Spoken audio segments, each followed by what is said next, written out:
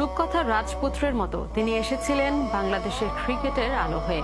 নিয়তির নির্মম পরিহাসে দেশের ক্রিকেট অন্ধকারের কানা গলিও খুঁজে পেল তারই হাত ধরে।